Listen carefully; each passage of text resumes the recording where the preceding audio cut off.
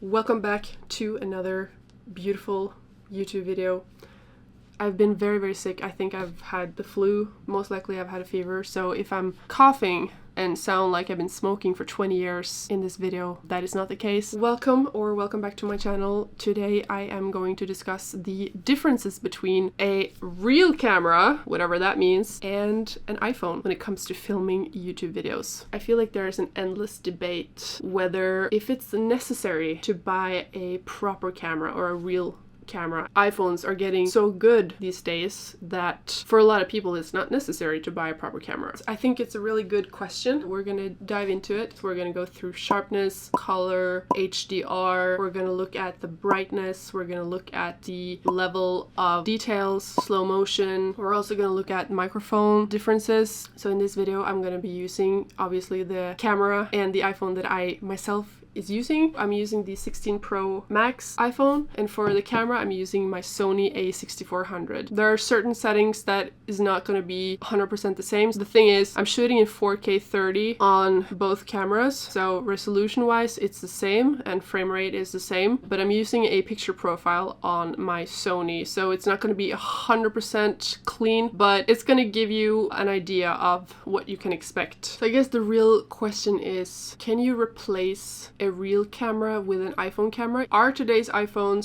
so good and so sharp and so fast that you don't need to buy a real camera? That's the question. So let's jump into it and look at some differences between the two. The first thing we're going to look at is the sharpness and the level of detail. In this shot, we're looking at my fake plant from IKEA. The aperture is 1.8. I'm shooting with my Yongnuo 11mm lens. I don't really have a micro lens, so I don't really get that close to my objects with my Sony, but this is as close as I can get. Let's look at the iPhone. So this is the iPhone shots. You can see how much closer I get with the iPhone. This is actually crazy. I was actually very surprised of how close I could get to my object. The standard lens is the best lens on the iPhone, so you can easily tell the difference when you choose the zoom lens or you zoom like really far into the picture. It loses a lot of quality.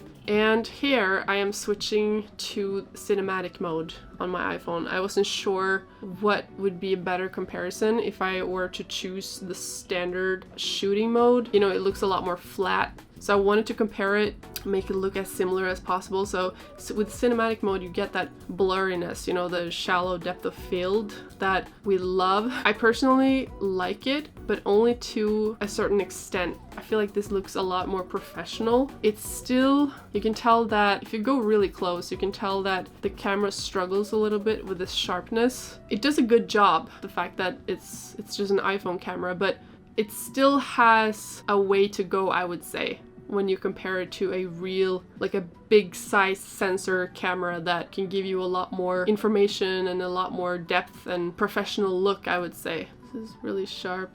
This is the iPhone, by the way. You can almost not even tell the difference.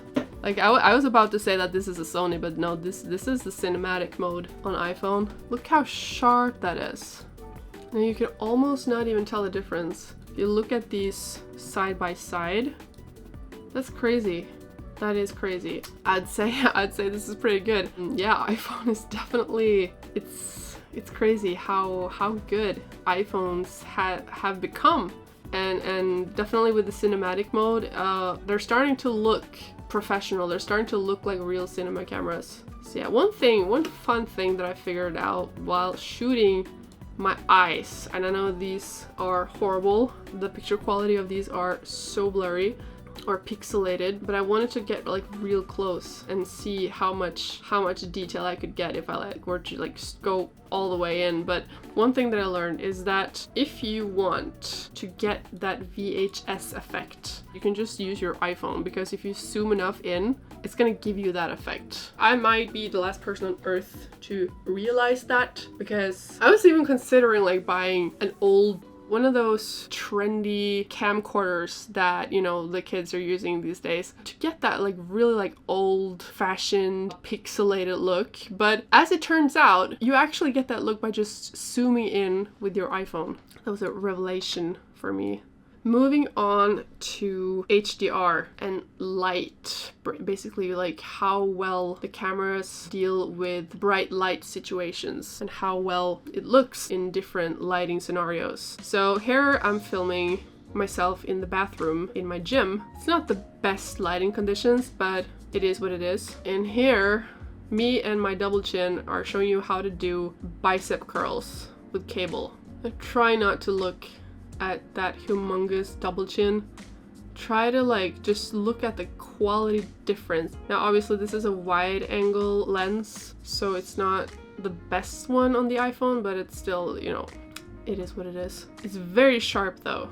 The iPhone is very, very sharp, but we're not looking at the sharpness right now. We're looking at the brightness, or how it deals with the lighting, with the harsh light from the windows. I actually don't think the iPhone does a terrible job here. I actually think they both do a pretty good job. Obviously, you're always going to expect the real camera to do the best job because it has a bigger sensor, but the iPhone has software that makes everything sharper and more professional looking. It's kind of like fake, but it's not too bad. But again, it's flat. That's the problem with iPhone. It's gonna look flat. Now, it could have probably looked better if I used the cinematic mode here. My only problem with cinematic mode is that sometimes you get those annoying lines between the object that's in focus and the background, because sometimes it fuzzles a little bit with the blurriness effect, and sometimes it just looks real fake. When it comes to the HDR and the lighting and the colors and stuff, I would say they both do a pretty good job. So this is me actually at work. I smuggled my camera into the office. Just wanted to see if I could film something useful here, and I'm not sure if I did, but here's the difference between my Sony and the iPhone. This is me pretending to work, obviously not working. So this is a standard lens, which in this case doesn't look too bad, but again, with the flatness, the number one weakness of the iPhone. Now, if we look at this window shot, I was trying to like visually show you the difference of like how the cameras handle lighting and the level of details in the shadows and the highlights. That's also interesting to look at. You can tell that you get a lot more details from the Sony where it's dark, as where the iPhone it's a lot more contrasted. The highlights are very light or very bright, and the shadows are very, very dark. There's a lot of things that you can fix in post-production, but this particular thing I think is going to be hard. By the way, probably should have mentioned this sooner, but none of these are shot in ProRes. iPhone has the option to choose ProRes, but it takes up so much space that I've chosen not to use that. And also for the sake of this video, I'm just trying to make it as simple as possible. I don't think most people out there think about using ProRes unless they are like professional cinematographers. This is more like for the everyday Joe or everyday Kate or whatever.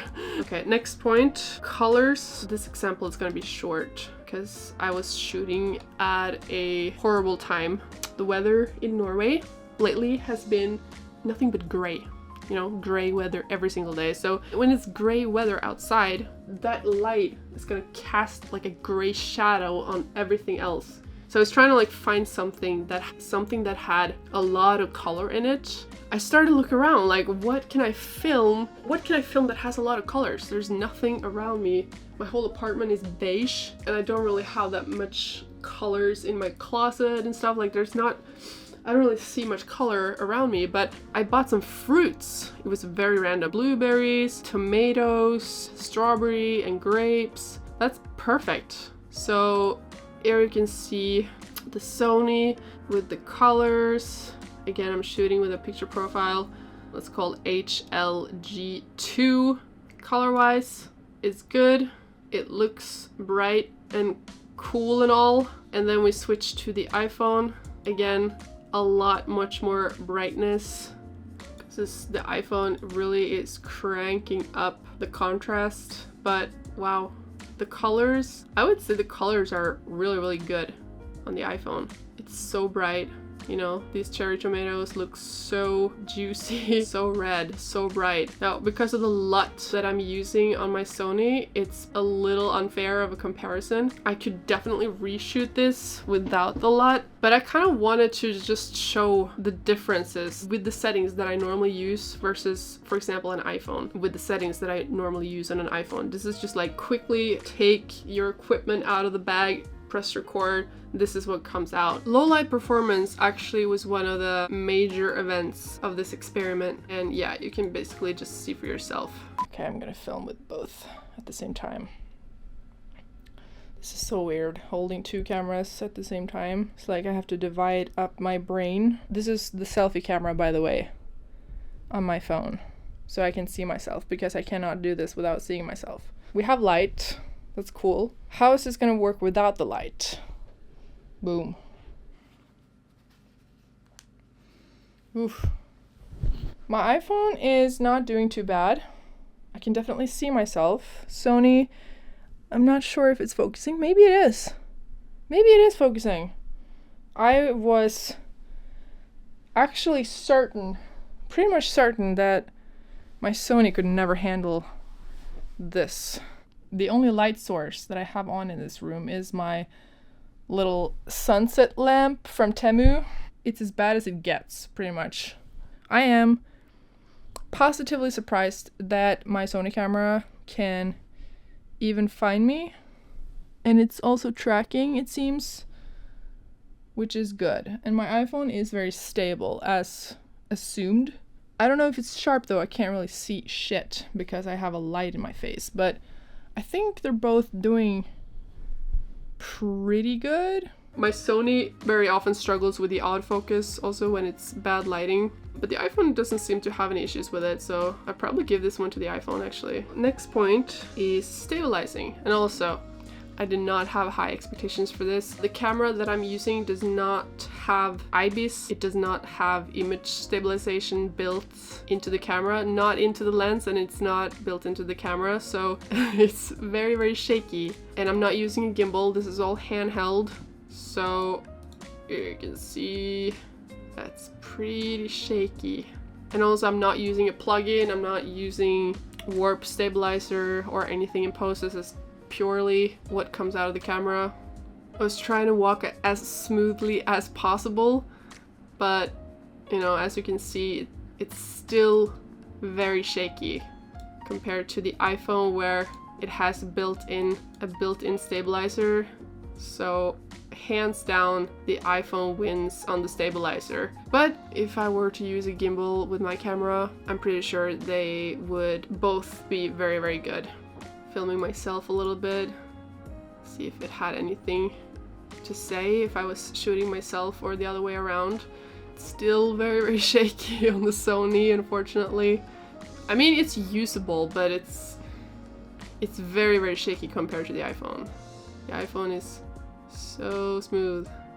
It literally just glides. That's what I love about the iPhone. They made it so simple to like make filming simple and make it look good without doing too much. Next point is the autofocus and tracking. Here I just kind of wanted to like play a little bit, just see how well it would detect my face. You know, the Sony has autofocus obviously, but it also has face tracking. So it's supposed to track your face. No matter where you are in the camera, it will try to detect it. I'd say it's pretty good.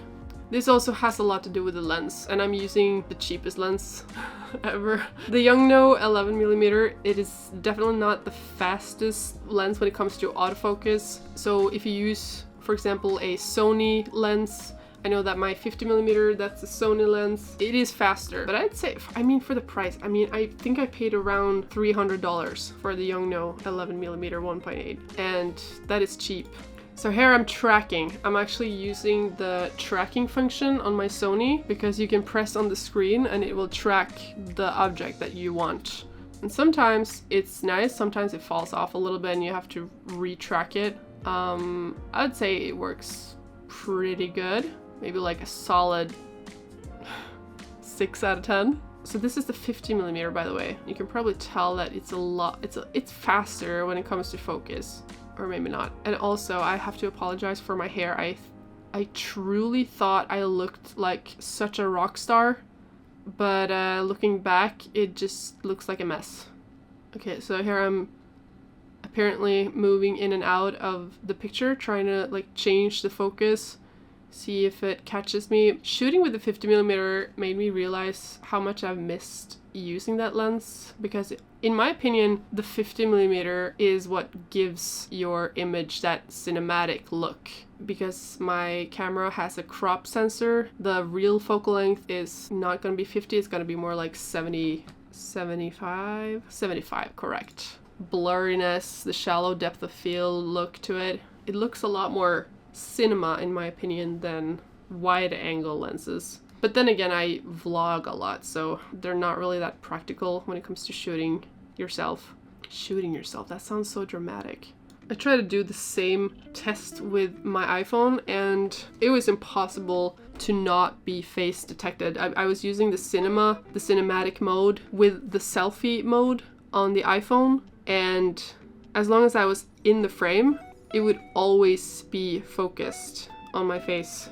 10 out of 10 on the autofocus and face tracking on the iPhone. It was always, pretty much always in focus. Extremely fast. The only thing is that you see with the cinematic mode, it kind of like struggles when I go out of the frame. It doesn't know where to focus. It doesn't know where to put the focus. So that's kind of interesting. And you can also tell a little bit around my hair, like on top of my head, that you can see what I was talking about when it comes to that fake blurry effect that iPhone puts on the video. But I would say it's, apart from that, there's not much to say. It's fast, it's good, hands down. They've done a good job in that department, I would say. And then the next point is slow-mo.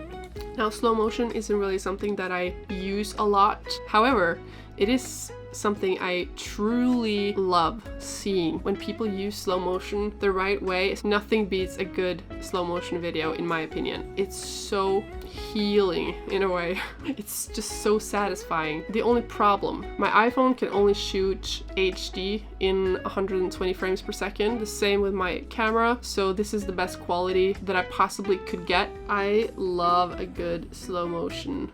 There is nothing better in my opinion. The only thing I'm missing in my life is a camera that can shoot 4K 120 frames per second. That's why I kind of want to upgrade my camera, but everything has a price. Look how crisp this looks though. In my opinion, this actually looks really good. I don't think I would have been able to tell that this was not 4K if I didn't know. Can we see those water drops? Super slow. Oof. Bloop. Love it.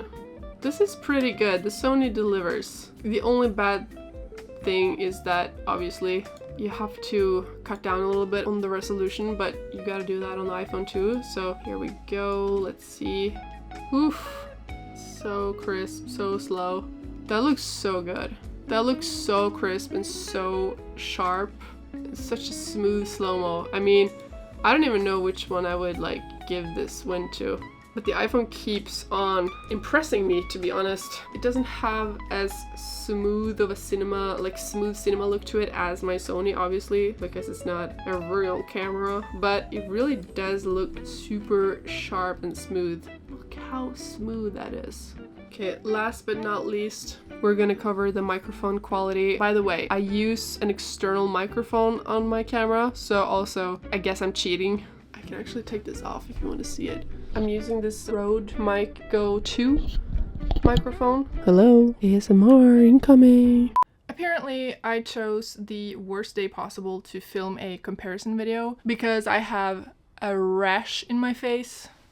But whatever, we'll let that slide. By the way, I'm using the selfie camera on the iPhone, so the focal length is sort of set. Can't really change it.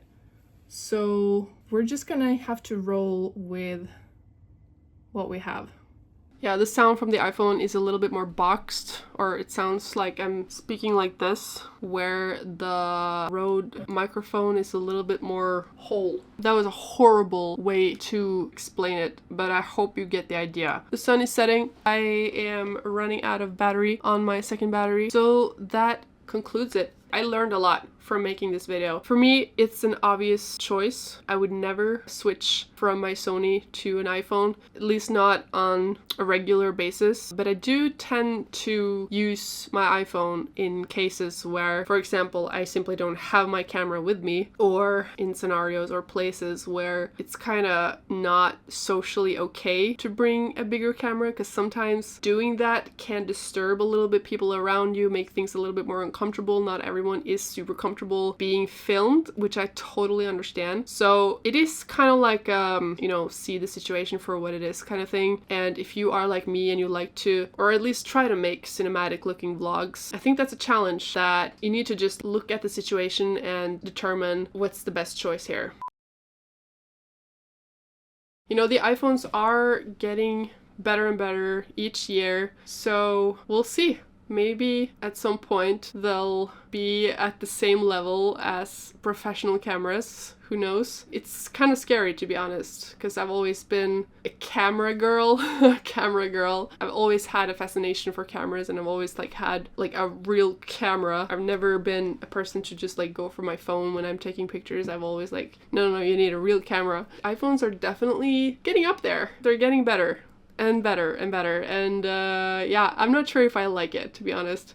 I don't like that, you know, something that you worked so many years to perfect, or, you know, taking pictures, I would say it is a skill, but that skill now is becoming less and less valuable because of how easy it is for anyone, you know, to make a picture or a video look professional. I have to be honest, I gotta be honest, like I could have said like, oh, it's amazing, I love that it's everyone can be a professional, you know, cinematographer or photographer now. That, yeah, that's great. But honestly, if you've done this for many, many years and you've taken your time to really study cameras and really like understand the settings and stuff, and now suddenly everyone can do that, you know, by just pushing a button. I feel sometimes like it feels a little bit like all that time that we've spent trying to be good at this, that it's almost like a waste of time, you know? It's not like I feel like it's a waste of time. I just feel like, what's the point, you know? What's the point of being good at something when, you know, software basically can replace you? I guess that is a question for the bigger things as well. I guess that is the future of AI and the future that will be a reality for a lot of people. Before we know it, we don't really need people to do anything anymore. I guess it kind of hurts a little bit extra when it comes to the artistic part of it. Because if there's something that you don't want to be replaced, it's your ability to create art. And if that's the direction we're headed, I'm not sure if I'm too stoked about that. Well, anyway, that was my 2 cents on that. Thank you very much for watching and have an amazing week, and I'll see you in the next video.